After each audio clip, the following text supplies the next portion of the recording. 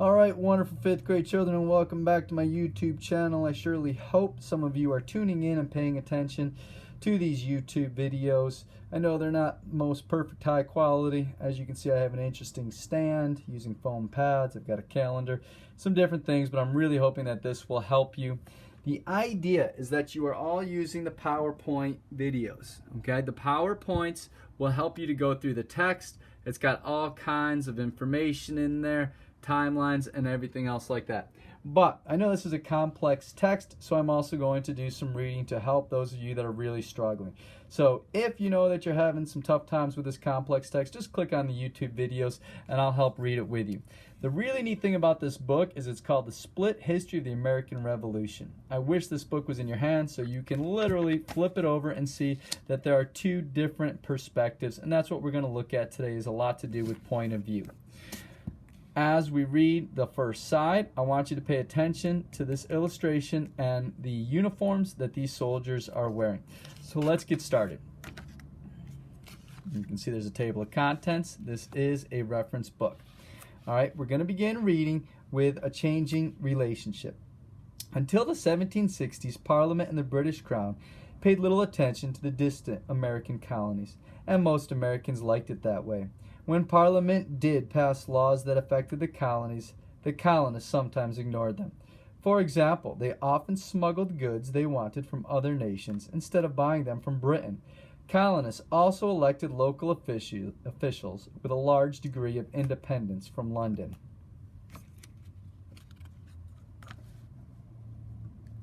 But the relationship between the colonies and Great Britain grew tense after 1763. That year, the British won the French and Indian War, in which Great Britain battled France for control of North America. Britain's victory gave it control of Canada and the eastern half of what became the United States. The war had been costly, and British officials demanded that colonists help pay for the future defense of the colonies. In 1764, Parliament passed the American Revenue Act, known as the Sugar Act, which taxed goods including sugar, wine, coffee, and some types of cloth. The Sugar Act was the first law to raise new money in the colonies. Many merchants believed the new taxes would hurt their businesses.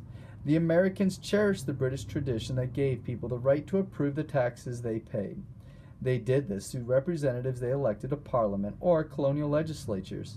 The colonies, however, had no voting representatives in Parliament. More Americans began to protest against taxation without representation. In 1766, Parliament repealed the Stamp Act, but new taxes soon followed. The first of what came to be known as the Townshend Acts taxed glass, paint, paper, and tea imported from Britain. Some colonial merchants protested with a boycott of British goods. Boston was the center of the anger against the new laws. British officials there clamped down on smuggling. On June 10, 1768, the crew of a British warship seized a ship owned by patriot merchant John Hancock, who was known for smuggling tea and molasses into the city. A crowd gathered to protest. Fists flew as the Americans beat up the British officials, leaving one of them bloody. The violence in Boston led King George III to send British troops there. Soon they were camped in the heart of Boston. The residents shouted insults at the soldiers, known as redcoats and lobsterbacks, because of their bright red uniforms. A massacre in Boston. At times, citizens and soldiers fought. The worst violence came March 5, 1770, in front of the Custom House. British Guard Private Hugh White was arguing with the colonist Edward Garrick.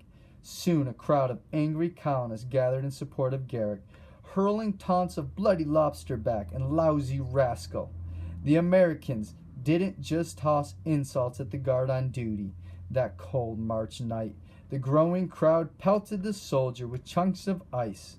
More soldiers rushed to the scene, and the crowd threw snowballs and sticks at them. Someone shouted, "Fire!"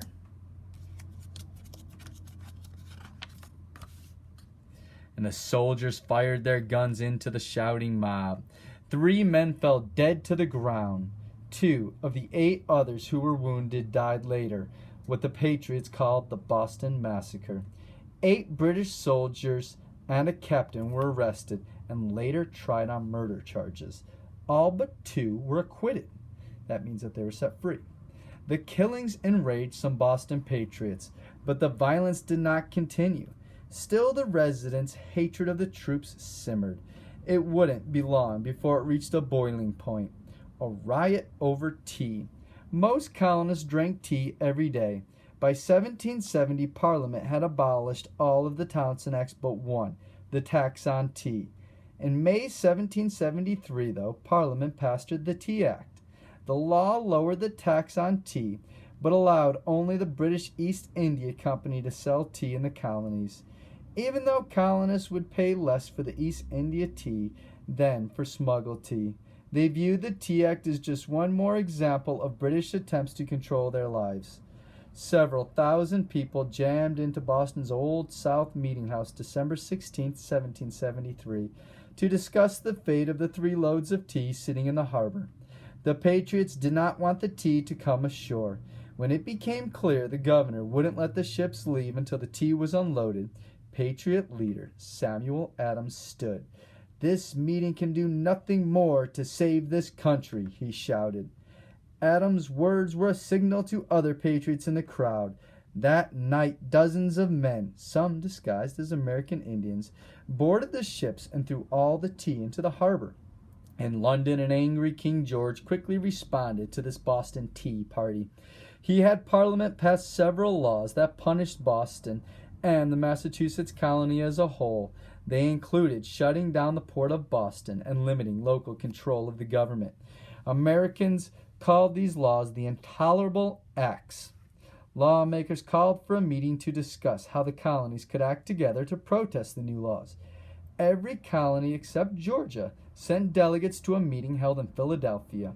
This first Continental Congress called for another boycott of British goods if the laws punishing Massachusetts were not repealed. Now, let's look at the British point of view. Great neat thing about this book, we're literally going to flip the book. Notice the different outfits of the soldiers, lobster backs, red coats, and we're going to take a look at the British perspective. Notice it's a reference. We'll begin reading at Taxing the Colonies.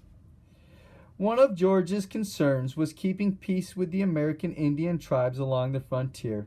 American colonists had been moving out into Indian lands, and the Indian relations with the British officials had recovered sourly. War broke out in 1763 as the Indians attacked British forts in the west. George issued a proclamation that said American colonists could not settle west of the Appalachian Mountains. The proclamation of 1763 limited who could trade with the Indians in that region. The king and his aides also planned to send as many as 10,000 additional troops to the American frontier. To help pay the costs, Parliament passed the Sugar Acts in 1764. The law raised some taxes on the colonies. It also called for collecting taxes known as duties that were already in place. The colonists had avoided paying the earlier duties by smuggling goods into the colonies.